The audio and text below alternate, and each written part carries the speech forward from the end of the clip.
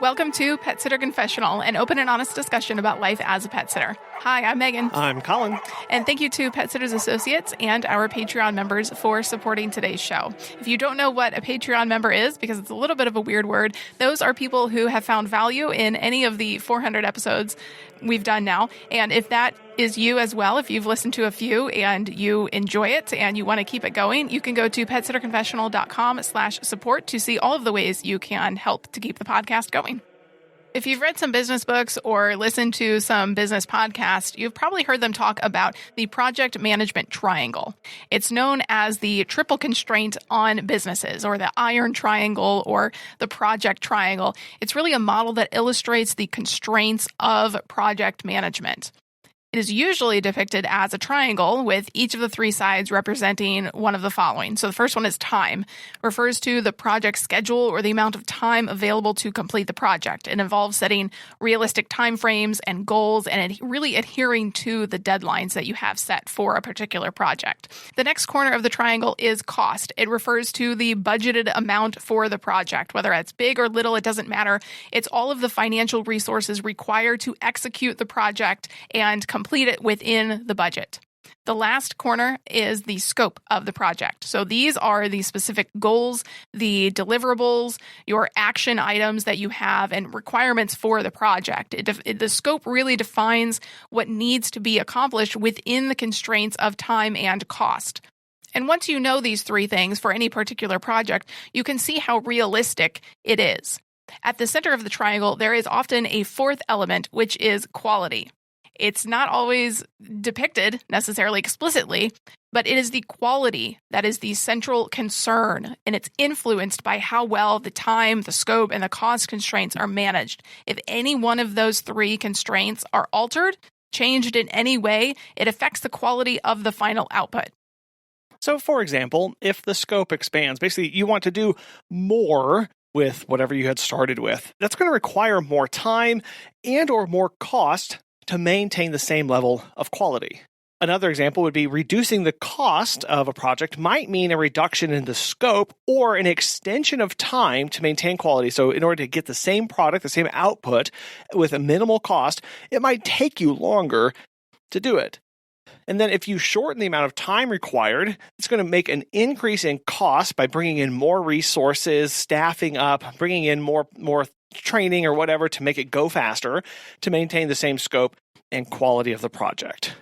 So for instance, Colin and I were project managers on a school that was getting ready to get off the ground, a micro school. And so we had to understand all of these things, the time, the cost, and the scope. So the director of the school had this very strict deadline that she wanted a year from now. And we said, okay, well, that's pretty much locked in. We are going to open next school year. Then the scope, we had to discuss with her how big she wanted the school to be. Just a few students or much larger. And then the budget. Was she willing to take out a loan? How much fundraising were we going to need to do? All while not sacrificing the quality of the school. We wanted this to be the best school it could possibly be. And so within the constraints of the time, within the constraints of it had to open within a year, she wanted it to be 50 students, and that means we needed to increase the budget because her time was constrained. We didn't have 5 years to set this up and go brick by brick. We needed to basically throw all the money at this in order to meet the deadline. Basically, as project managers of even our business or people that work for other companies, this model is used to understand all of the trade-offs that they or those working on the project might need to make during a project, and especially important here to communicate those potential trade-offs to everybody involved. We really think it's a useful way to approach things that come up in our business because it's not just big projects or launching schools or anything like that. Day to day, we have all these constraints of I have time that I'm limited on. I only have so much money, but I want to do a lot or maybe a little with that. So how do I make that work? Yeah, because in this business, we are a people business. The dogs and cats don't pay the bills, the people do. So we deal with people all the time at meet and greets and client communication, afterward dealing with issues or they had a great experience. We're constantly involved with people. We are in the people business. So how does that change this triangle? Well, we call it the pet business triangle. So we, instead of time, cost, And scope, we have time, money, and people. So here's how we think they integrate with one another and interact within the framework of this project. So we have time, same as the project management triangle. Here, again, time. Our concept of time is it refers to the schedule or duration needed to complete a project. So managing our time in our pet business is crucial. It's not just I have to get this visit done in 30 minutes. It could be, I have a deadline for taxes, or I need to get this request and processed ASAP because the visit is tomorrow. Managing our time efficiently is crucial to ensure that our project objectives are met with the established deadlines that we have. And particular to the pet business and the pet industry is the fact that our projects aren't just one visit. We can view them as a visit, but also think of it the total duration of a vacation visit. Like this really came to light for us over this past summer where we had a client who left for Japan for a month and a half, and we came over 4 times a day for a month and a half. That is a massive project to take on for somebody. Or even our senior support services that we offer, where we come into assisted living facilities to care for pets that their owners are in assisted living or enhanced assisted or memory care. These are big, long-term projects that are going to be 3 times a day for 6 months, 10 months, a year, or more at a time. How do we as a business, as somebody, understand the time, not just constraints, but longevity of something that we are committing to as this project goes on? Within the project management triangle of cost, our concept in the pet business triangle is money. This aspect involves managing the budget and financial resources allocated to the project, ensuring that the goals are achieved without exceeding the budget. With the example of our client going over to Japan and us coming over 4 times a day, if we did not know our budget, if we didn't know how much it costs us every single time us or our employees walk out the door and drive to a visit, it may have actually cost us more than it was profitable for those month and a half long visits. This is where you take into account the drive time, your time at a visit, the fuel costs, the mileage, the wear and tear on your vehicle, any supplies that you're going to have to buy to make this work. Maybe you're going over and you're doing, you're taking care of a hobby farm for the first time. Well, your tennis shoes probably aren't going to count. You're not going to do well for that. So do you have to buy muck boots? Is that something you have to purchase in order to do this one visit? Well, is the visit going to give you enough money to even pay for the muck boots required to do the visit in the first place? These constraints allow us to fully understand exactly what we're committing to. And especially with these long-term ones where people go away for a month and a half, where we're doing the senior support services, where we're coming over day in, day out. Something that we have to work with, helping our clients understand is if it's not profitable for me to show up the first time to your house, it's not going to be profitable for me to show up the second time or the last time to your house. So asking for a discount is totally fine. I understand that's what people come to expect and what they, it can be part of a bargaining maneuver. But for us, our prices are non-negotiable because we know our costs. We know that if I discount you by 30% because you're going away for a month and a half, sure, at the end of the day, the total bill is a lot of money, but it's still not going to be enough to cover our cost, our labor cost, and everything that we required to do that. So fully understanding that the money aspect of your business is important in this and that these big projects that come on really never go away. And then another aspect of this is also our clients have money and they have their own budget that we have to understand and account for, that impacts their decision-making process when they're working with us. And that is not our problem. We just have to go, they've got their own budget. They have their own money issues that they're dealing with. And so we present our case. We understand our financial aspects from it. They have their financial aspects of it. And if they work together, fantastic. If not, we have to move on. Yeah, because at the end of the day, it's a business decision. It's a business transaction, just exchanging money. Yes, this business is very personal and relationship based, but it's also transactional. And so we shouldn't necessarily get offended just because somebody doesn't use us anymore because we've raised our prices. Maybe they just really don't have the money. They love our services, but at the end of the day, they have their own budget and we aren't in it anymore. We talked about the scope of the project management triangle, and maybe the scope is your client is going away for 2 months. Maybe it's just a singular visit, but we want to equate that to the pet business triangle of people, our concept of people. And it's not necessarily a direct match, but it is relatable. People might refer to the team that you have, or even just yourself, anybody who is needed to accomplish the project's objectives. This can include their skills, the expertise needed. Maybe you have a cat that requires insulin injections and you are the only one able to do that, or maybe you've trained another staff member to do that. It could also mean the productivity of the people involved. If you have a more well-skilled team, then you're probably going to be able to handle a broader scope within the same time and budget constraints. Or if you've done a massive amount of training for people and you know, okay, we can take on this more complicated visit. The people aspect may also be relatable to your clients, our clients as a people business. Yes, we do dog walks. We take care of hedgehogs. We will clean an aquarium. But at the end of the day, there's a person that has called us, who has reached out through our online forum or a direct message on social media that has a problem that we're trying to solve. So let's look at the people aspect as though they are our clients. And of this, there are 4 aspects that we need to keep in mind. There's the client satisfaction and retention. There's client engagement and communication. Then there's customization and personalization. And finally, quality of service and deliverables. And each one of these is related to the time and the money, that cost aspect that we've already talked about. So client satisfaction and retention.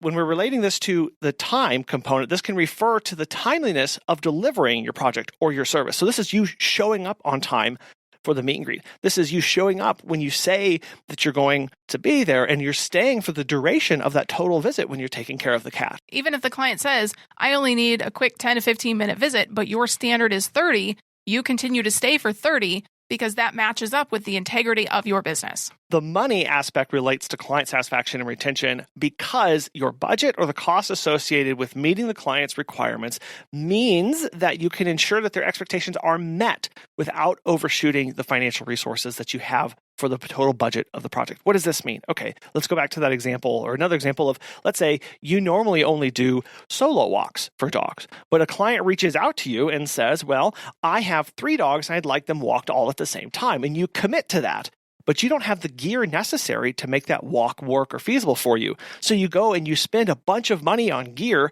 for this visit, but you're not bringing in enough resources to make that feasible for you for that visit, meaning that you've overshot those and probably aren't meeting their expectations anyway because you've never done this before. And so you've spent a lot of money, you've gone over budget to make this project work, when in the end, we probably should have just said no in the first place. However, if you know that this is going to be a good repeat client that is directly in your service area, is not going to cost you a whole lot aside from the equipment to do this, that would be a good way to increase your client satisfaction and retention, that they're going to keep coming back. If they have neighbors that also want this, or if you know that this client is well connected in the community and is going to give your name a good referral, then yes, it may be okay to invest in that equipment. The second aspect of our clients are their engagement and communication. So when it comes to how time influences this is where regular and timely communication with our clients builds the rapport and fosters a healthy working relationship and trust with them. Always sending those updates, those amazing photographs, checking the check boxes, sending the videos, not just when you're at the visit, but when anything else comes up during the visit, or checking in ahead of time. So if your software doesn't do this, or if you just want to do it on your own anyway, sending that pre-flight email to them before they leave saying, hi, it's 24 hours before I'm supposed to start my first visit. Can't wait to see Fluffy and Baxter. Don't forget, here are the things that we discussed that you need to do: of shutting the door, plugging in the feel-away diffuser, blocking the entrance, setting out your additional backup key or whatever that is, sending that to them so that they can go, oh, right, yep, here are these things. This is timely. It's necessary, not just timeliness as in I'm telling you something when I told you I was going to tell you it, but also I need this information right now. So I'm also getting the detail and the data necessary to make this actually work for us. The money aspect relates to the engagement and communication in that when we invest in client engagement strategies like a CRM, these actually enhance the client experience, but involve costs to make that happen. So we want to give them a good experience. We want to keep them engaged. So we're going to go and spend money on this software to make that happen. So it's not a $0 input. We have to find a balance between investment and value derived from improving our relationships to make sure that we're not over allocating. We don't have this big, massive CRM or this big, massive ad spend or engagement on Facebook, when really we could get away or do more with actually spending a little bit less and stay within budget. This could also even mean hosting a client appreciation event. And if you don't want to rent out a building for that, you can simply meet at a park. You'll have to contact your Parks and Rec department to find out the exact limitations of that if you need to pay for it. Or fill out forms. Yeah. But that's a great way to say, hey, thank you for using my business. I appreciate you. They will feel valued because of that. Something that brings a lot of value to you is Pet Sitters Associates. As pet care professionals, your clients trust you to care for their furry family members. And that's why Pet Sitters Associates is here to help. For over 20 years, they've provided thousands of members with quality pet care insurance. Because you work in the pet care industry, you can take your career to the next level with flexible coverage options, client connections, and complete freedom in running your business. Learn why Pet Sitters Associates is the perfect fit for you and get a free quote at petsitllc.com. You can use the discount code CONFESSIONAL when you go to checkout to get $10 off. Check out the benefits of membership and insurance once again at petsitllc.com. In relating time and money back to our clients who we are serving, it can really ultimately be the personalization and customization of our services, which is crucial because that is really kind of our bread and butter of saying, we can make this walk how you want it to. We can make the visit how Fluffy needs it to be and customize it, that one-on-one personalized attention and care, which takes time. It takes time to understand the client preferences and needs and offering these customized solutions, but it can also enhance that satisfaction of the client of saying, oh, I don't get this with any other sitter because this person understands my needs and my wants and ultimately understands my pet. It can also mean the money aspect of offering these services might sometimes involve additional costs. If you want to do a Christmas photo shoot with the dogs that you take on walks and have them wear a little Santa outfit, that may require you to buy certain items. It can really be about balancing the level of customization with the costs associated to maintain the profitability while also satisfying the client's needs. The last aspect of how we impact our clients is through the quality of service. And with the time and money aspect, that can mean that it's often influenced in order to make sure that it's high quality. It can require more time or financial resources, which some clients might be willing to accommodate for more of an outcome, for a better dog walk, for a better cat visit. This is where seeking out additional training, attending, getting Pet First Aid and CPR certification, or going to different conferences, networking with other individuals, whatever that means, or just brainstorming on how you want to elevate the service to your clients. There will be clients who would like that for their pets, and they are willing to give more money or have you spend more time to make that happen. You may be listening to all of this and thinking, well, I'm not a project manager, right? People aren't coming to me with this big thing that they're trying to get done. But you are. In running your business, in pet sitting and dog walking, the things that you do for your clients are our projects. And we think of them across all different scales. Everything from a specific feeding regime and how we manage that, to a particular visit, to the entire duration of a vacation client, to the long-term management of the project of daily dog walks and beyond. We have to fully understand the relationship between the time, between the money, and between the people aspects of everything that gets put onto our plate. So to kind of walk through how this works, let's say you get a request from somebody who is going to be gone for a particular weekend. We should approach this with this mindset of this particular triangle to help us understand and judge how we are going to get our hands around exactly what is not just expected, but also required of us and whether we are able to take that on or not. It's not merely a decision of, are they in my service area, or do I like this person, or do they have a cool pet that I want to take on? There's a lot more that goes into this. And this process is formalizing it down to these three constituent components that are interrelated to one another. So somebody contacts you for a vacation visit. Well, the time aspect, okay, the time is both how long are they going to be away, but also how long are my visits with them? How long do I need to do that? In order to answer that, we have to get back to asking questions back to the people. And this is where we understand their expectations and what they are looking for. And going, okay, tell me about the pets that you have. What kind of care do they need? Do they have any medications? How are they around strangers? How will they do getting into the yard? Will they come to me when I am calling them? Do they tend to hide? Or whatever that is, or they have extensive feeding requirements and feeding regimes that I have to adhere to, otherwise something is going to happen. All of those expectations expectations will dictate your time at a particular visit. Now, as Megan mentioned earlier, many of us have minimum time requirements of that 30 minutes, but given what you are expected to do, that may need to lengthen if you can't fit it all within that time frame. Then we go to the cost aspect. And now we start talking about how much does it cost me to get there?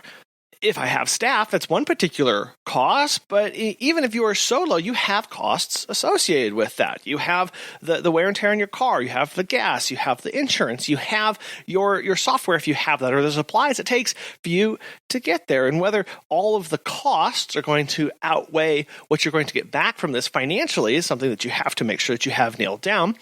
And then you have to understand that the client in themselves has a budget that they are expecting to stay within or understand the value of. Now, we have no control over that ultimately. There's nothing we can do with that. But we do have to understand that is a real thing in this whole discussion. And then we circle back to the people aspect of this. Okay, understanding what their expectations are of us, understanding, for me personally, as a person, do I have the skills, the expertise? Do I have the training? Do I have the gear? Do I have what I need to actually make this work? If you have staff, do they have what they need? Or do they need something else? Maybe if you're going for an extended period where you're going over like we did for a month and a half, close to 2 months, coming over 4 times a day at everything from 6 a.m. down to 9:30 p.m. to make that work. Do you have enough people to make that work without burning any one of them particular out? Do you need to staff up to make this work? That's the process we went through when we started taking on our senior support services. We had to staff up to make sure that these 3 visits a day, 7 days a week, 365 days a year, didn't burn out any one particular person. And we approached this from the team approach. That personal aspect is where we have to start and end in our discussions with our clients. Because at the end of the day, there's a person on the other end of the line calling us, texting us, who needs help, who is looking for us to help save them from a predicament that they have found themselves, or needing us to give them peace of mind and absolution to go on that call. When we lose sight of that aspect, we lose sight of the kind of care and the service that we're actually providing to people in our community. And so by focusing back on that people aspect, by elevating that to the first and the last in our triad there as we walk through, what's the person's expectations? Given that person's expectations, what's the time requirement for me to do this? Now, what's my budget, my personal business budget? What financially do I need to commit to make that time work to meet this person's expectations? And then what kind of people, expertise, training do I need to make that work to meet that person's expectations? As we walk through those steps, you'll start to see a pattern and understanding of things that are going to work for you and that just don't work for you. Because don't forget, in the center of all of that is quality. And you have a high level of quality of care for the pets that you see every single day. That quality is something that we refuse to lessen, decrease in any way, shape, or form. We refuse to change that. And so because of that, how does that impact the time required to meet that quality, the finances, the money required to meet that quality, and the expectations and the people power to make that actually work? We are effectively managing the relationship between the people, the time, and the money to achieve the project that we have set in order to develop that long-term relationship and those repeat clients that we all want to have that quality. Because remember, that's at the center of the triangle here. Between time, money, and people is the quality of the outcome. The right combination of these, of skilled people, the appropriate time, and then the appropriate financial investment can contribute to the high quality of the visits that you do and can help you elevate your business above everybody else. Because nobody wants to compromise any of these aspects or the potential quality, because that is going to lead your business into possible negative reviews. In a much broader sense, this time, people, money, just this pet business triangle concept can really be seen as a real-world application of that project management triangle, where we are continuously needing to balance the critical resources that we have that are limited in every aspect. We don't have all the money in the world. We don't have all the time in the world. And for the people aspect, we don't have all the staff. We can't be in all the same places, and and we have clients that we're needing to serve as well, because we want to achieve these high quality outcomes. We want to do the best that we possibly can for our clients. And sometimes we feel like we are kind of running uphill to make that happen. When we understand the interdependencies here and the trade-offs between the time that we have, the people we're working with or for, and the money, we can make better and more informed decisions and navigate the complexities of executing high-quality pet visits and dog walks for our clients. We would love to know how you execute this pet business triangle in your own business. If you would like to share, you can do so at feedback@petsitterconfessional.com or look us up on Facebook and Instagram at PetSitterConfessional. Thank you for taking your time and listening to this today. We hope that you have found it valuable and maybe learned something new. Thank you also to Pet Sitters Associates for sponsoring today's episode. We will talk with you next time. Bye.